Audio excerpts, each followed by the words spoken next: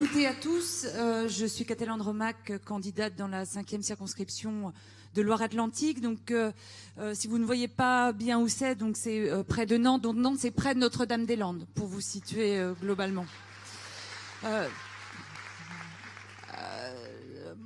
Ce qui me structure dans mon engagement, c'est un des éléments qui me structure, c'est cet engagement contre ce projet d'aéroport de Notre-Dame-des-Landes qui est complètement contraire à ce que nous portons ensemble dans l'avenir en commun.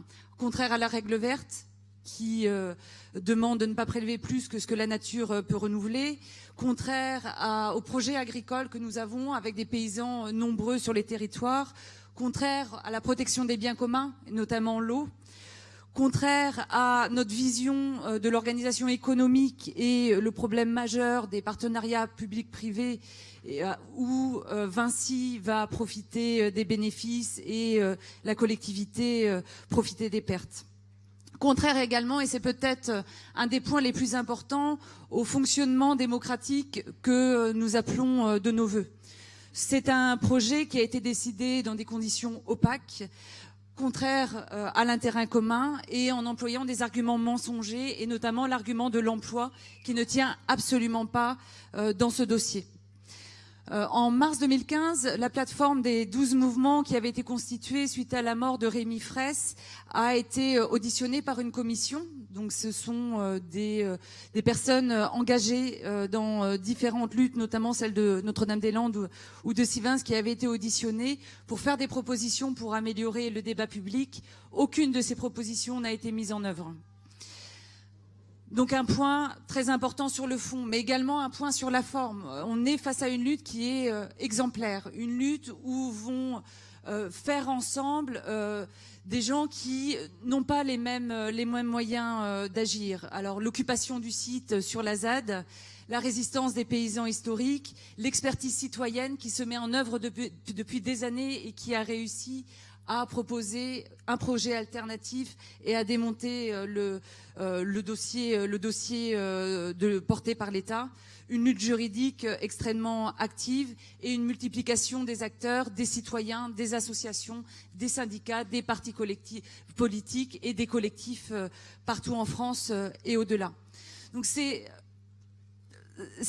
lutte-là est vraiment exemplaire parce qu'au-delà du sujet, c'est aussi ce que nous pouvons porter collectivement en termes de nouveaux modèles. Si vous voulez aller voir ce qui se passe là-bas, donc il y a un rassemblement qui est organisé tous les ans et qui a lieu cette année les 8 et 9 juillet.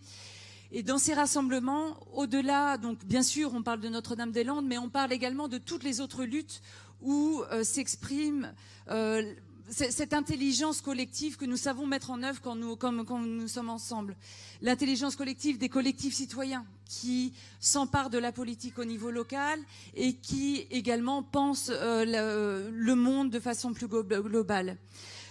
L'intelligence collective qui s'exprime dans les luttes agricoles par la Confédération paysanne qui propose au-delà de la défense des intérêts de quelques-uns, propose un modèle de société nouveau. L'intelligence des luttes syndicales et leur opposition notamment à la loi travail. Ce qui est mis en œuvre également dans la protection, dans les combats auprès des migrants. Et là, sur la région nantaise, auprès des mineurs étrangers isolés qui sont dans des situations dramatiques. Et cette lutte pour la liberté d'installation. Donc, tous ces engagements-là montrent que la révolution citoyenne qu'on défend, qu'on appelle de nos voeux aujourd'hui, elle est déjà en germe ici. Toute cette intelligence-là, tout est construit. Il reste encore à développer, mais tout est déjà construit. La France insoumise aujourd'hui, et c'est pour ça que moi je suis candidate de la France insoumise aujourd'hui, c'est le débouché politique de toutes ces luttes qui recherchaient justement une façon de faire tous ensemble.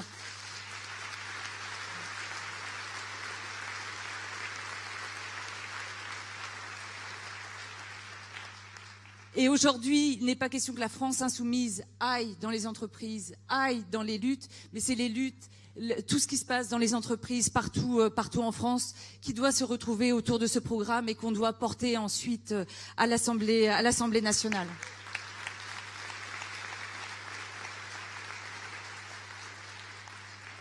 Donc le chemin est bien entamé, mais il reste beaucoup à faire. Il nous reste à gagner cette élection. Il nous reste à fédérer tous les gens qui par dizaines, centaines et milliers nous rejoignent depuis le premier tour, et ensuite continuer à construire le programme au-delà des législatives, impliquer bien sûr les gens engagés dans la France insoumise, mais également tous les habitants de nos circonscriptions, pour élaborer ensemble et faire vivre cette démocratie réelle dont on a vraiment besoin aujourd'hui. Je vous remercie.